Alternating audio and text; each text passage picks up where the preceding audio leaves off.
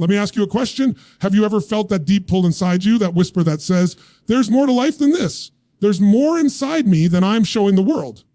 Maybe you've achieved certain goals. Maybe you've done what was expected, but there's still that part of you that knows you're playing smaller than you were created to play. And let's be honest, we've all been there. Settle for good enough. We shrink our vision to fit our current reality, and we call it being practical. But the truth is, practicality kills possibility. Playing small robs you of the life you were born to live. If you stay with me through this message, I promise you something. This won't just be another motivational talk you listen to, nod your head at, and then go back to life as usual. No.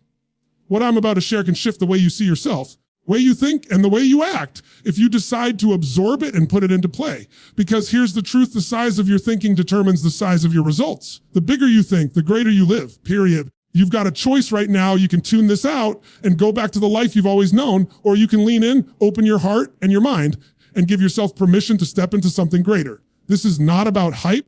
This is about unlocking the parts of you that you've been ignoring for too long. So here's my invitation. Don't just listen. Engage. Don't just hear the words. Let them challenge you. Let them shake you. Let them push you beyond the limits you've been carrying around. If you stay with me, I'll show you how to break free from the small cage of limitation, raise your standards to levels that scare you, take bold action that transforms your vision into reality, and surround yourself with the kind of energy that fuels greatness. This isn't about someday. This isn't about when conditions are perfect. This is about today, this moment, right here, right now. You have the chance to flip the switch, to ignite the fire, and to claim the bigger, greater life you've always known was waiting for you. Most people don't even realize that the biggest prison they'll ever live in is the one inside their own mind. Think about it. How many times have you wanted something, maybe a dream, a goal, a vision, and before you even took the first step, you killed it in your own head? You said to yourself, I'm not smart enough. I'm not ready. It's not possible. People like me don't do things like that. You didn't even give life a chance to test you because your thoughts slammed the door shut before the world could even open it. That's the cage most people are in. It's not their circumstances.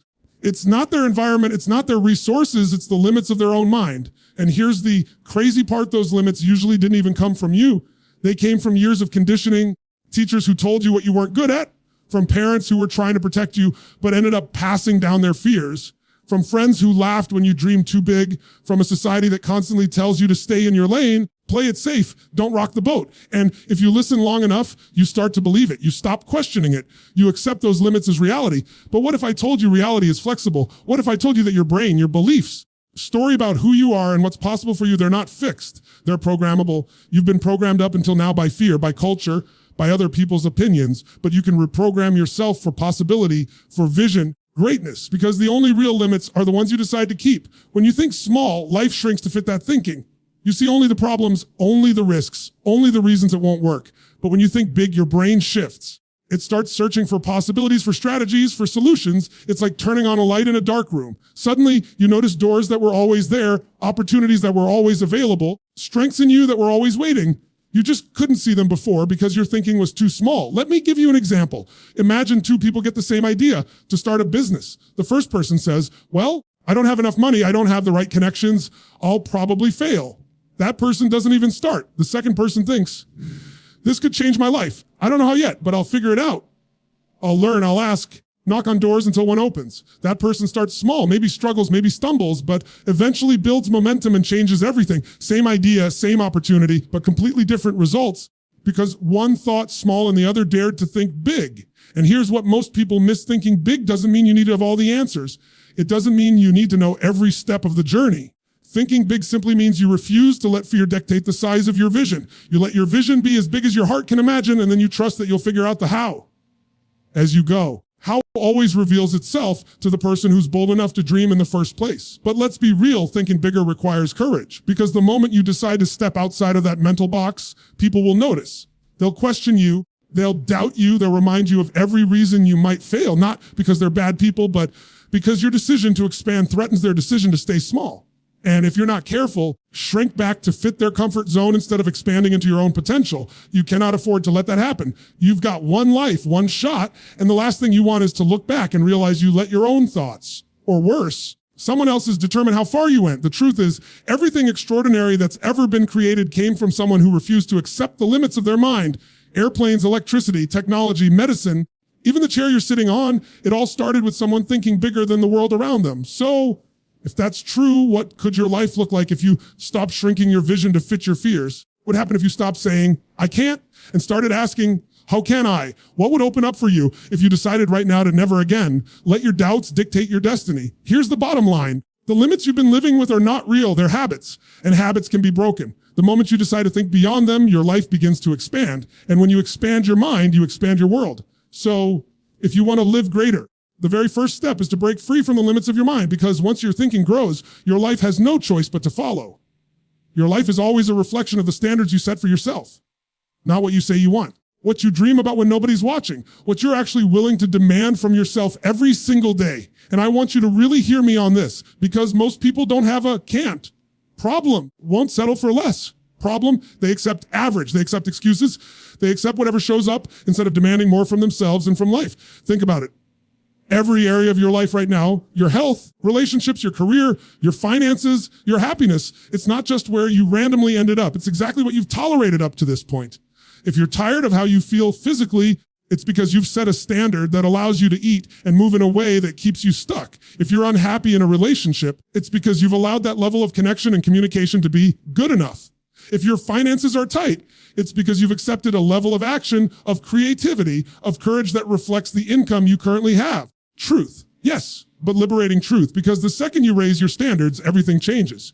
Raising your standards means deciding once and for all that you will no longer tolerate less than you know you deserve. It's about drawing a line in the sand and saying, this is the new normal. This is the minimum I'll accept for myself. And when you do that, something powerful happens. Your brain shifts, your body shifts, your behavior shifts. You stop negotiating with yourself. You stop making excuses. You start finding a way, because now it's no longer a preference. It's a must.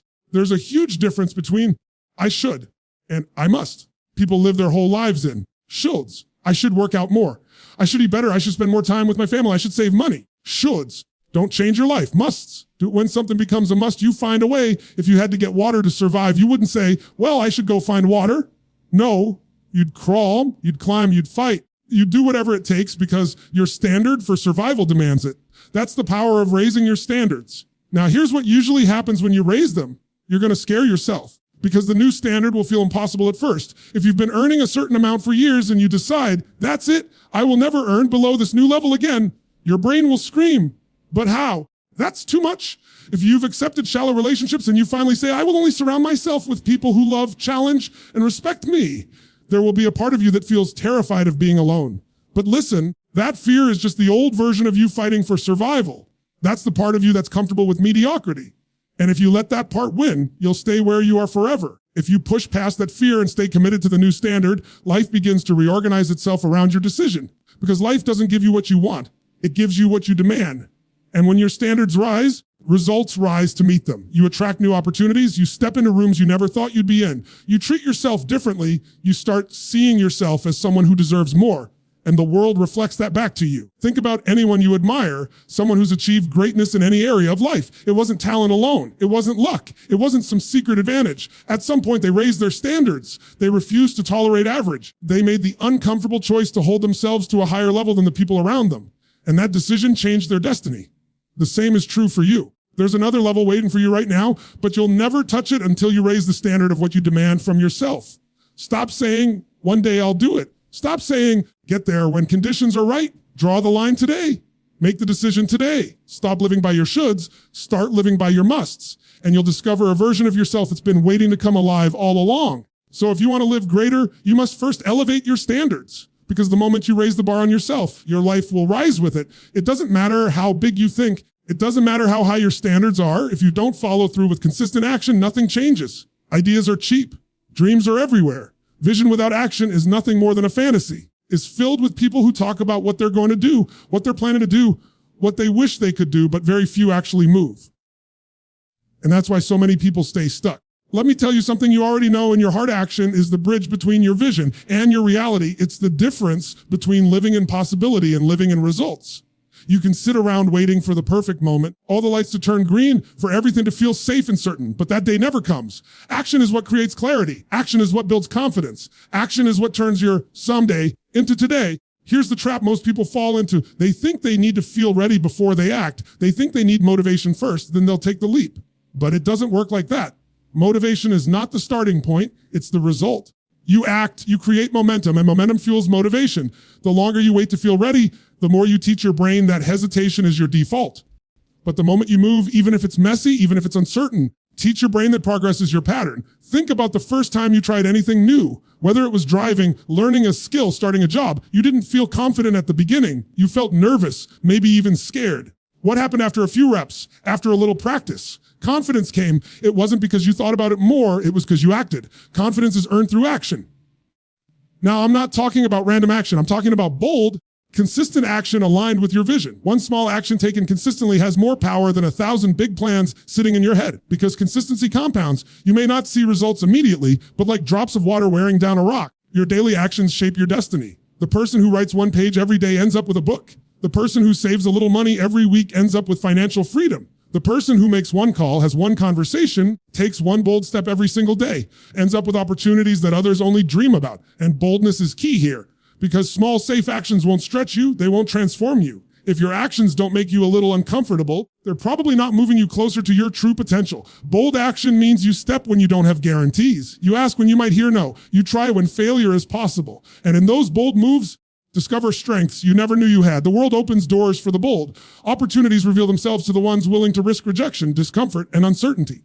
But let's be real, taking action consistently is hard. Life will always give you reasons to stop. You'll be tired, you'll be busy, things won't go as planned. And in those moments, you've got to remember why you started. You've got to anchor yourself to that bigger vision, to those higher standards you committed to. Because the difference between people who succeed and people who fail isn't talent, it's persistence. It's the ability to keep moving forward when it would be easier to quit. Every time you choose action over hesitation, you build a muscle. You wire your brain to associate movement with growth, and eventually it becomes who you are. You become someone who acts, someone who executes, someone who doesn't wait for permission or perfect timing. And when that becomes your identity, there's no limit to what you can create. Remember this, the world doesn't reward intention, it rewards execution. You can be the smartest, talented person in the room, but if you don't act, the person with half your talent who takes massive, consistent action will surpass you every single time. So don't wait for certainty. Don't wait for perfect conditions. Don't wait until fear disappears, because it won't. Move anyway. Take one step today, then another tomorrow, and another the day after. And before you know it, you'll look back and realize that what once seemed impossible became inevitable, simply because you acted boldly and consistently. If you want to live greater, you must take bold, consistent action towards your vision, because without action, your dream stays a dream. No matter how strong your vision is, no matter how high your standards are, no matter how much action you take. If you surround yourself with the wrong environment, you will always be fighting an uphill battle. Human beings are wired to adapt to the people and the energy around them. You cannot plant yourself in toxic soil and expect to grow into greatness. You cannot live in an environment of limitation and expect your mind to stay expanded. You cannot spend your days with people who are satisfied with average and expect yourself to live at extraordinary. The truth is simple. Who you spend time with is who you become. If you're around people who constantly complain, who make excuses, gossip, who shrink from challenges, you'll start to mirror that behavior, even if you don't realize it. On the other hand, if you surround yourself with people who challenge themselves, who think bigger, who take bold action, refuse to settle, you'll rise to that level, even if at first it feels uncomfortable, because energy is contagious. Standards are contagious. Habits are contagious. Take a moment and really look at your life. Who are you spending the most time with? Do they expand you, or do they shrink you? Do they celebrate your wins, or do they downplay them? Do they challenge you to be more, or do they encourage you to stay the same? Sometimes the hardest truth to face is that the people you love the most might not be the ones who push you to grow. And if you want to unlock your full potential, you've got to make some tough choices about who you allow to influence your thinking, emotions, and your energy. That doesn't mean you cut everyone out or stop loving people. It means you become intentional. You decide to spend the majority of your time with people who embody the future you want, not the past you're trying to escape. You intentionally seek out mentors, communities, and relationships that force you to stretch. Because here's the thing, growth is uncomfortable, but when you're around people who are growing too, that discomfort feels normal. You start to realize you're not crazy for wanting more. You're not wrong for dreaming bigger. You're not selfish for raising your standards. You're simply in an environment where possibility is the standard. When you put yourself in those rooms, magic happens. Conversations spark ideas you never would have thought of alone. Challenges from others push you to levels you didn't know you could reach. Simply being around people who are living at a higher level shows you what's possible, because once you see it in someone else, you can't deny it's available to you too. That's why environment is everything. Let's also be clear, your environment isn't just people, it's what you consume, what you listen to, what you read, what you watch, the spaces you put yourself in daily. If your inputs are negative, filled with drama and fear, Don't be surprised if your outputs are filled with doubt and hesitation. If you flood your mind with stories of what's possible, strategies for growth, voices that challenge and inspire you, you'll start to think and act differently without even forcing it. You can literally rewire your brain by curating the environment you live in every single day. I'll tell you something else. You don't have to wait until you make it to get around great people. People think when I'm successful, I'll find mentors. When I'm rich, I'll join those groups. When I have more time, find a better environment. No, that's backwards. You create success by putting yourself in those environments now, even if it stretches you, even if it scares you, even if it costs you more than feels comfortable. Because being in the right room can accelerate your growth in months in ways you couldn't achieve alone in years. So ask yourself, what environments am I committed to from this day forward? Who will I allow to pour into my mind and my spirit? Will I choose to lock arms with on this journey? And who do I need to lovingly distance myself from? Not because I don't care about them, but because I care enough about my future to protect my energy. The truth is, you can't always control where you start, but you can control where you place yourself as you grow. You can choose to step out of circles that keep you small and into environments that call you higher. And when you do, everything changes. Your vision expands, your standards stay elevated, your actions grow bolder, and your life begins to reflect the greatness that was always inside you, waiting for the right soul to grow in. So if you want to live greater, surround yourself with growth and possibility, because you will always rise or fall to the level of the environment you choose.